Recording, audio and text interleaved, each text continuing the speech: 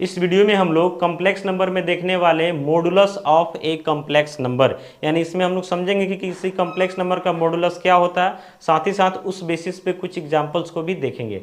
तो आइए सबसे पहले हम अपना टॉपिक हेडिंग करते हैं। तो यहाँ पे हमको एक्सप्लेन करना है modulus of a complex number. तो यहाँ पे जो है सबसे पहले कम्प्लेक्स नंबर हम जेड सपोज कर लेते हैं, यानी यहाँ पे हम लिखेंगे suppose Z equal to A plus iota B. Z equal to A plus iota B is any complex number, यानी हमारा ही कोई कम्प्लेक्स नंबर है। अब हमको क्या करना है कि इसका मॉडुलस बताना है। लिखेंगे यहाँ से नाउ करके मॉडुलस ऑफ जेड। तो मॉडुलस ऑफ जेड का मतलब इसको हम लोग डिनोट कैसे करते हैं समझिएगा, जेड और यहाँ पे जो सिंबल डाल रहे हैं इसको क्या पढ़ते हैं, मॉडुलस, यानी इसको पढ़ेंगे मॉडुलस ऑफ जेड। तो यहाँ से हो जाएगा आपका कम्प्लेक्स नंबर क्या था, तो ए प्लस आयोटा भी हो जाएगा, यहाँ पे मॉडुलस का साइन दे देना है। अब इसको हम लोग आगे बढ़ाएंगे तो इसमें क्या होता है कि पहले स्क्वायर रूट के अंदर जो है रियल पार्ट का स्क्वायर होता है, फिर इमेजिनरी पार्ट का स्क्वायर होता है। यानी ऐसे समझिए कि modulus of Z equal to modulus of A plus iota B equal to हो जाता है square root of A square plus B square. A का मतलब हो गया रियल पार्ट ऑफ जेड और बी का मतलब हो गया इमेजिनरी पार्ट ऑफ जेड। यानी ऐसा समझ सकते हैं कि मॉडुलस ऑफ जेड के लिए फॉर्मूला आ गया square root of real part of Z का क्या हो जाएगा, तो होल स्क्वायर हो जाएगा, प्लस हो जाएगा इमेजिनरी पार्ट ऑफ जेड का होल स्क्वायर। तो इस तरीक़े से जो है हम लोग मॉडुलस को निकालते हैं। यहाँ पे जो है जो लिखे हुए यहाँ पे इसको हम लोग क्या पढ़ते हैं, तो इसको हम लोग पढ़ते हैं मॉडुलस ऑफ जेड। क्या पढ़ते हैं, मॉडुलस ऑफ जेड।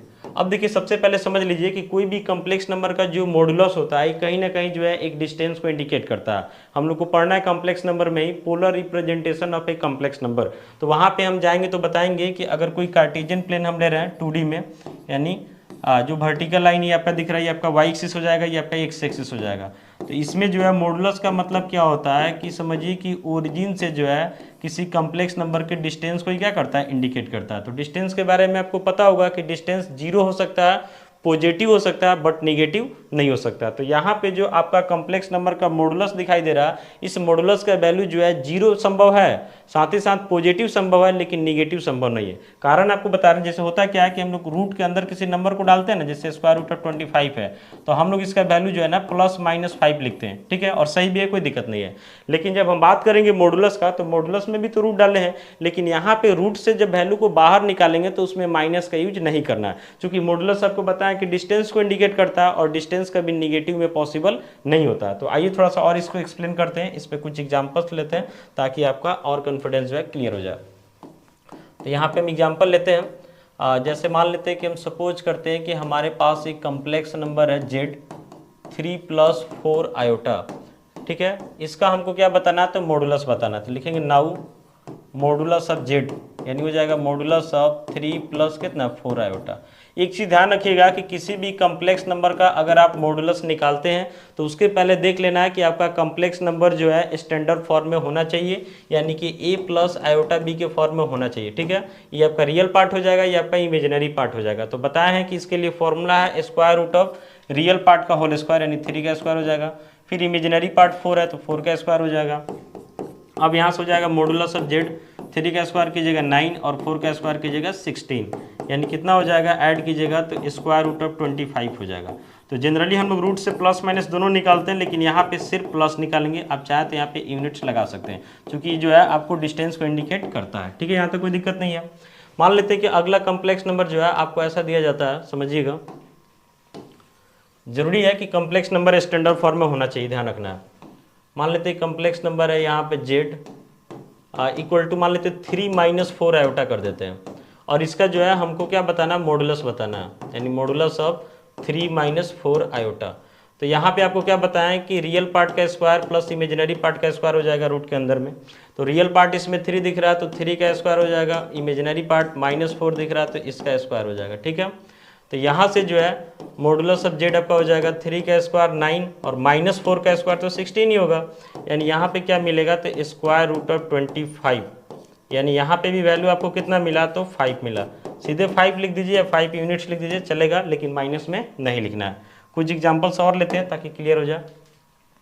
जैसे मान लेते हैं यहाँ पे हम लिख रहे हैं एक कम्प्लेक्स नंबर है जेड, समझिएगा ध्यान से, एक कम्प्लेक्स नंबर जेड है, -2 है, -3 आयोटा, और इस कम्प्लेक्स नंबर का हमको क्या बताना है, तो मॉडुलस बताना है, यानी मॉडुलस ऑफ जेड, तो हो जाएगा मॉडुलस ऑफ -2 -3 आयोटा। ठीक है, तो रियल पार्ट जो है आपको समझना होगा कि इसका रियल पार्ट क्या है।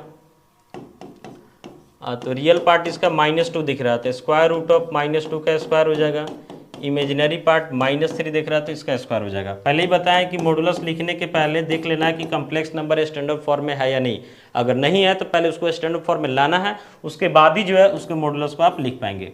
-2 का स्क्वायर 4 हो जाएगा, -3 का स्क्वायर क्या हो जाएगा, 9 हो जाएगा, यानी स्क्वायर रूट ऑफ कितना हो जाएगा, तो 13 हो जाएगा, यही आपका आंसर हो जाएगा। ये तो आपका रूट से बाहर नहीं निकल पाएगा क्योंकि 13 जो है कंप्लीट स्क्वायर नंबर नहीं है। ऐसे ही मान लेते हैं कि आपका जो है क्वेश्चन अगर ऐसे दिया हुआ कि कोई कम्प्लेक्स नंबर जो है जेड है, मान लेते हैं सीधे जो है यहाँ पे 9 दे दिया हुआ, और अब आपसे बोल रहा है कि इस कम्प्लेक्स नंबर का जो है आप क्या निकालिए, तो मॉडुलस निकालिए, यानी मॉडुलस ऑफ जेड आपसे बोल रहा है, तो मॉडुलस ऑफ सीधे 9 हो जाएगा। आप सिंपल समझिए कि 9 को सजाइएगा भाई, तो 9 + 0 × आयोटा होगा, इससे कोई फर्क पड़ेगा नहीं क्योंकि 0 का स्क्वायर फिर से 0 होगा, तो डायरेक्ट हम इतना भी लिख सकते हैं। तो square root of real part का स्क्वायर प्लस इमेजिनरी पार्ट का स्क्वायर, तो रियल पार्ट आपको 9 दिख रहा है, तो 9 का स्क्वायर, इमेजिनरी पार्ट अगर लिखना चाहते हैं तो 0 का स्क्वायर नहीं भी लिखेगा चलेगा, तो 9 का स्क्वायर 81 प्लस 0 का स्क्वायर 0 यानी 81, यानी बाहर कितना निकल जाएगा 9, यही आपका आंसर हो जाएगा। मान लेते हैं complex number Z equal to आपको दे दिया गया 3 आयोटा, अतः पूछा जाता है कि इसका मॉडुलस बताइए, तो 3 आयोटा को अगर सजाने का कोशिश कीजिएगा तो 0 + 3 × आयोटा लिख सकते हैं, तो रियल पार्ट 0, इमेजिनरी पार्ट 3, अब इसका जो है मॉडुलस निकालना तो स्क्वायर रूट ऑफ 0 का स्क्वायर प्लस 3 का स्क्वायर, बाकी अब 0 का स्क्वायर नहीं भी लिखते तो कोई दिक्कत नहीं है, डायरेक्ट 3 का भी स्क्वायर लिख सकते थे क्योंकि 0 का स्क्वायर 0 ही होगा, तो 0 का स्क्वायर 0, 3 का स्क्वायर 9, तो 0 + 9 9, यानी रूट से बाहर निकल के हो जाएगा 3 हो जाएगा। तो कुल मिलाकर के आपको ध्यान रखना है कि किसी भी कम्प्लेक्स नंबर का मॉडुलस निकालने से पहले देख लेना है कि आपका कम्प्लेक्स नंबर स्टैंडर्ड फॉर्म में है या नहीं, स्टैंडर्ड फॉर्म में होगा तो ही मॉडुलस बता सकते हैं, अगर नहीं है तो पहले स्टैंडर्ड फॉर्म में कन्वर्ट करना होगा।